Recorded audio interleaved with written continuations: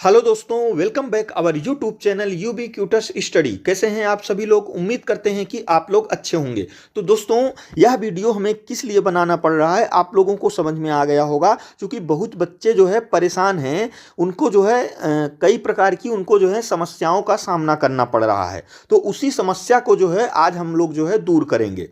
हमारा जैसे पहली जो समस्या है बच्चों में आ रही है वह यह आ रही है कि प्रवेश पत्र डाउनलोड नहीं हो रहा है। तो दोस्तों, आप लोगों को यह बताना चाह रहे हैं कि जिनका प्रवेश पत्र डाउनलोड नहीं हो रहा है, अगर आप जो है वहाँ पे जाके फॉर्म नंबर अपना भरते हैं और जो है फॉर्म नंबर और डीओबी भरते हैं, यानी डेट ऑफ बर्थ भरते हैं, तो वहाँ पे अगर आप सबमिट करते हैं तो यदि उसमें लिख कर आ रहा है कि इनकरेक्ट क्रेडेंशियल्स, या फिर उसमें लिख के आ रहा है exam has not been scheduled, तो ये जो इनकरेक्ट क्रेडेंशियल्स है इसमें आप लोग जो है चेक कर लीजिए आपका फॉर्म नंबर जो आपने भरा है और डेट ऑफ बर्थ भरा है वो सही है कि नहीं। यदि वो सही है तो उसमें जो अगला जो लिख के आ रहा है exam has not been scheduled, तो इसका मतलब यह हुआ कि आपकी जो परीक्षा तिथि है वह अभी निर्धारित नहीं की गई है, तय नहीं की गई है कि आपकी परीक्षा कब होगी। इसीलिए आपका प्रवेश पत्र जो है अपलोड नहीं किया गया है, इसीलिए आपका प्रवेश पत्र डाउनलोड नहीं हो रहा है। इसीलिए इसको लेके आप लोग बिल्कुल भी टेंशन में मत रहिए। जब आपके एग्जाम का डेट आएगा तो आपको जो है एक मैसेज प्राप्त होगा, ठीक है, एक मैसेज प्राप्त होगा। इसीलिए आप लोग अपना फोन वगैरह भी चेक करते रहिएगा हमेशा। यदि हो सकता हो किसी कारणवश मैसेज ना आए, इसीलिए आप लोग प्रत्येक 2 या 3 दिन या फिर डेली कम से कम आपको 10 मिनट लगेगा, 24 घंटे में एक बार आप लोग जो है फॉर्म नंबर और डीओबी डाल के जरूर चेक कर लें कि हमारा एडमिट कार्ड आया कि नहीं आया। वैसे तो आपको जो है इसकी जानकारी दे दी जाएगी एसएमएस द्वारा, ठीक है। तो इसके लिए जो है आप लोग बिल्कुल भी परेशान मत होइए कि जो है प्रवेश पत्र डाउनलोड नहीं हो रहा। अगला क्वेश्चन है आपका, प्रवेश पत्र में पिता का नाम गलत है या फिर सिग्नेचर नहीं है या फिर फोटो नहीं आ रही है। इन सब की समस्याओं का क्या समाधान है दोस्तों? तो ये जो समस्याएं हैं ये कोई गंभीर समस्या नहीं है दोस्तों। ये जो है अगर सिग्नेचर नहीं आ रहा है, फोटो नहीं आ रहा है या फिर पिता का नाम गलत आ रहा है, तो आप सबसे पहले ये काम करिए कि जो आपने जब फॉर्म भरा था तो उस समय आपको एक प्रिंट आउट मिला होगा, ठीक है। प्रिंट आउट, उसमें आपके सारे डिटेल्स होंगे। उसमें आप लोग जो है अपने फादर का नाम चेक कर लीजिए, सिग्नेचर चेक कर लीजिए और जो है फोटो चेक कर लीजिए। यदि उसमें सारा चीज सही है, सब कुछ लगा है, फिर भी एडमिट कार्ड में नहीं आ रहा है, तो इसमें आपको बिल्कुल भी टेंशन लेने की जरूरत नहीं है, क्योंकि ये इसमें जो है आपकी जो है कोई गलती नहीं है। यह जो है वेबसाइट के ज़्यादा बिजी हो जाने की वजह से ऐसी प्रॉब्लम आ सकती है। तो यह जो है यूनिवर्सिटी अपना खुद ठीक करेगी, इसमें आप लोग का कोई मिस्टेक नहीं है। और आप लोग जो है ये करिएगा, आप लोगों का एग्जाम नज़दीक आ गया है और आप लोग जो है ये छोटी छोटी चीज़ों पर परेशान हो रहे हैं। आप लोग ये करिएगा, आप तैयारी करिए, अभी इस सब के चक्कर में मत पड़िए।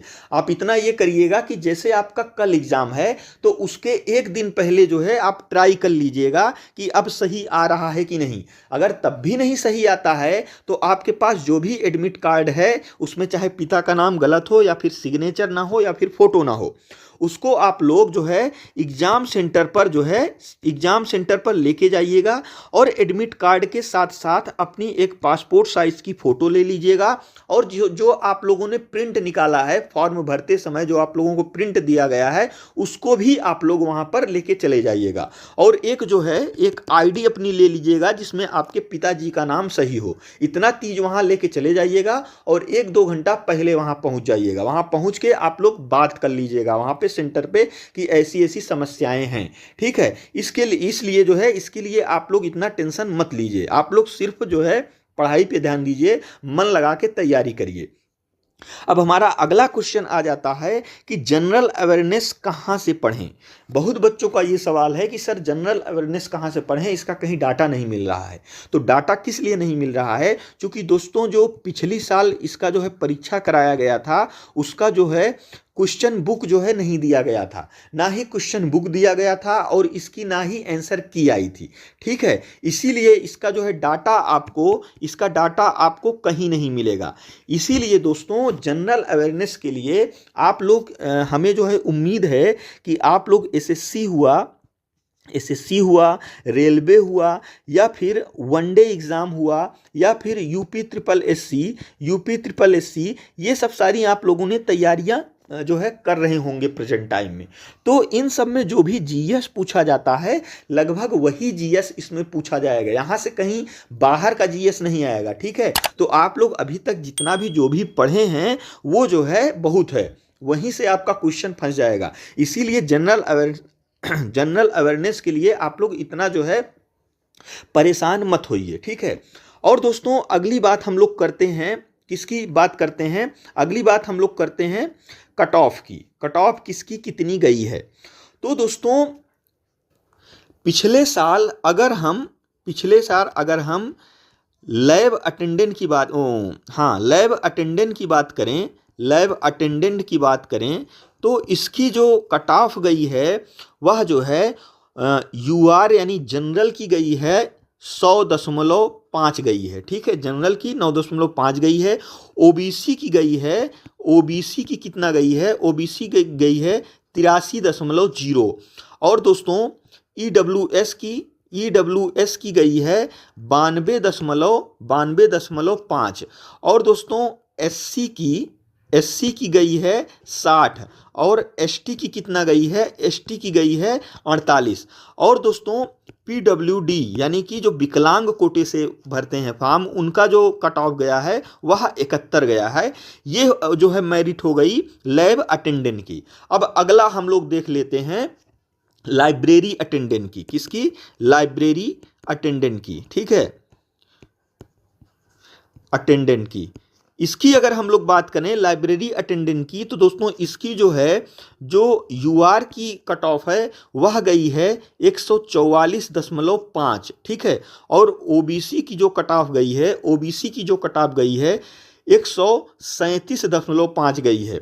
और ईडब्ल्यूएस की बात करें दोस्तों तो इसकी जो कट ऑफ है 130.5 गई है। और एससी की कट ऑफ जो है वो गई है 131.5। और एसटी की कट ऑफ गई है दोस्तों 115 गई है, ठीक है। और जो है विकलांग की बात करें तो विकलांग कोटा की जो है कट ऑफ गई है 115। ये हो गया लैब अटेंडेंट का। अब अगला हम लोग बात कर लेते हैं एमटीएस की जो कट ऑफ है जो यूआर की है वह गई है 155। कितनी गई है, 155। और ओबीसी की कितनी गई है, ओबीसी की गई है 150.5। और ईडब्ल्यूएस की अगर बात करें, ईडब्ल्यूएस की गई है 151.5। और दोस्तों इसमें एससी की गई है 147.5। और दोस्तों एसटी की इसमें गई है 125 नंबर। और दोस्तों अगर हम विकलांग की बात करें तो इसकी जो मेरिट गई है 147.5 गई है। ये हो गया एमटीएस की। लेकिन दोस्तों चूंकि इस बार पिछली बार जो एमटीएस का आया था उसमें कोई स्किल नहीं था, चूंकि इस बार जो एमटीएस की पोस्ट आई है वो अलग अलग आई है, ठीक है। वो जो है किसी का जो है यानी कि इस बार जो एमटीएस की पोस्ट है वह काम के लिए जो है अलग अलग बांट दी गई है। लेकिन पिछली बार कंबाइंड आई थी, सिर्फ एमटीएस नाम था उसमें और बाकी उसमें कुछ नहीं है। तो इस बार जो इसकी कट ऑफ है वह आगे पीछे हो सकती है। और अब हम लास्ट पोस्ट की बात करें जूनियर ऑफिस असिस्टेंट की बात करें तो इसमें जो दोस्तों यूआर की कट ऑफ गई है वह गई है 109। और दोस्तों ओबीसी की जो कट ऑफ गई है वह गई है 97.5। और दोस्तों ईडब्ल्यूएस की जो कट ऑफ गई है वह गई है 98। और दोस्तों एससी की जो कट ऑफ गई है वह गई है 87.5। और दोस्तों इसमें जो एसटी कैंडिडेट थे ये जो है ऑल अपीयर्ड थे, क्यों ऑल अपीयर्ड थे? क्योंकि दोस्तों जितनी एसटी की सीटें थी उससे कम जो है कैंडिडेट थे, इसीलिए इसकी जो जितने भी कैंडिडेट फॉर्म भरे थे सबका जो है सिलेक्शन हो गया था। और अगर इसमें विकलांग की बात करें तो इसकी गई थी दोस्तों 78 कट ऑफ। तो ये हमारी दोस्तों कुछ इंपॉर्टेंट पोस्ट की जो है कट ऑफ थी, तो इसको आप लोग देख लीजिएगा। और दोस्तों इसके बारे में एक महत्वपूर्ण जानकारी और हम बताना चाह रहे हैं। दोस्तों इसमें क्या है कि यदि आप लोग जो फॉर्म भरे हैं, यदि जो आप लोगों ने फॉर्म भरा है, यदि उसमें जितनी पोस्टें हैं उतने ही या फिर थोड़ा बहुत कम ज़्यादा जो है फॉर्म पड़े हैं, यानी कि मेरा कहने का मतलब है जो आप लोगों ने अलग अलग पोस्ट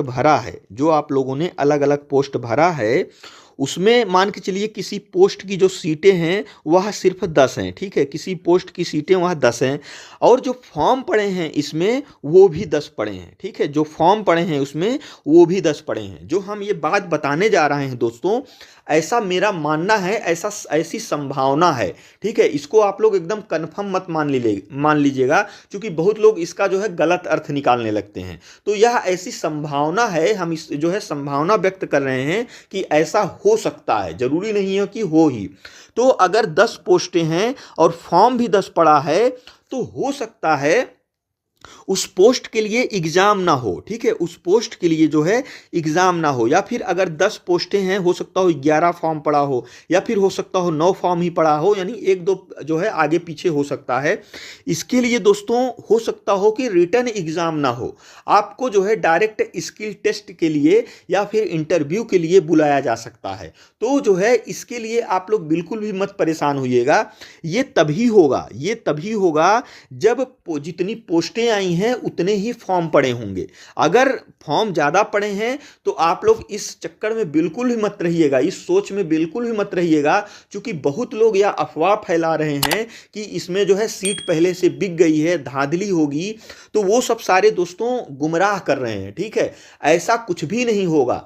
अगर पोस्ट आप लोगों ने डाला है, अगर उसमें फॉर्म ज़्यादा पड़े हैं, नहीं, अगर 10 पोस्ट है उसमें मान के चलिए 10,000 फॉर्म पड़े हैं, तो ये आप मान के चलिए 100% आपका एग्जाम होना है, और ये जो है एकदम बिल्कुल फ्रेश होगा, ठीक है। इसलिए आप लोग जो है उनके बहकावे में बिल्कुल मत आइएगा। अगर आप लोग ये सब दिमाग में रखेंगे कि सीटें बिक गई हैं या फिर धांधली हो रही हैं, तो आप लोग जो है पढ़ाई नहीं कर पाएंगे सही से, और ये आपके लिए एक जो है सुनहरा मौका है, जान लीजिए सुनहरा मौका है, क्योंकि ये ऐसी वैकेंसी है कि ये जो है फंसने वाली नहीं है, ये लगातार क्लियर होते हुए चली जाएगी। आप लोग मान के चलिए कि अभी एग्जाम शुरू हुआ है जून में, अब ये मान के चलिए, ये एक अंदाजे से हम बता रहे हैं कि अक्टूबर तक आपके हाथ में जो है, अक्टूबर तक आपके हाथ में अपॉइंटमेंट लेटर होगा, आप लोग जो है लिख के ले लीजिए। और अगर अक्टूबर तक नहीं होगा तो मान के चलिए कि 2024 तक पक्का है जो है कि आपके जो है हाथ में अपॉइंटमेंट होगा। इसीलिए आप लोग ये सब धांधली के चक्कर में मत पड़िए, आप लोग एकदम अपने जो है टारगेट जो है, अपने जो है ध्येय पे जो है टारगेट करिए। आपका लक्ष्य क्या है उस पे टारगेट करिए। आप लोगों ने जिस पोस्ट के लिए फॉर्म भरा है उस पर टारगेट करिए। ये सब सारी चीजें आप लोग दिमाग से निकाल दीजिए। एक बार आप लोग मेरी बात मान लीजिए, हम आपको 100% गारंटी दे रहे हैं कि जो इसमें एग्जाम होंगे सारे एग्जाम होंगे। अगर आपकी जो है पोस्ट की संख्या कम है और उतने ही जो है फॉर्म पड़े हैं तब तो एग्जाम नहीं होगा, लेकिन तब भी स्किल टेस्ट होगा, आपको बुलाया जाएगा। आप जो है जैसे एमटीएस में आप लोगों ने फॉर्म डाला है तो उसमें जिस काम के लिए डाला होगा, अगर उसकी पोस्टें कम होगी फॉर्म भी उतने कम होंगे, तो आप लोगों को बुलाया जाएगा और आपका जो है स्किल टेस्ट होगा या फिर आपका इंटरव्यू होगा। ऐसे ही सभी पोस्टों के लिए आप लोग मान लीजिए। लेकिन अगर फॉर्म ज़्यादा पड़े हैं तो आप लोग इसके जो है बहकाव में मत आइएगा कि जो है सीट बिक गई है, क्योंकि बहुत सारे लोग दोस्तों जो है वीडियो पे कमेंट करते हैं कि जो है सीट बिक गई है, कुछ नहीं होगा, पढ़ना बेकार है, 1600 जो है बेकार चला गया। तो वो सब निगेटिविटी है, उसको आप लोग भूल जाइए।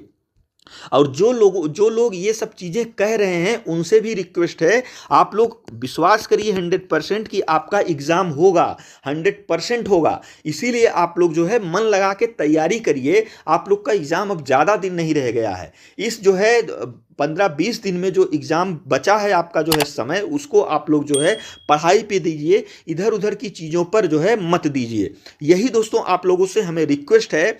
बाकी दोस्तों सारी चीज़ें जो है हो गई हैं, आप लोग प्रैक्टिस कर रहे हैं।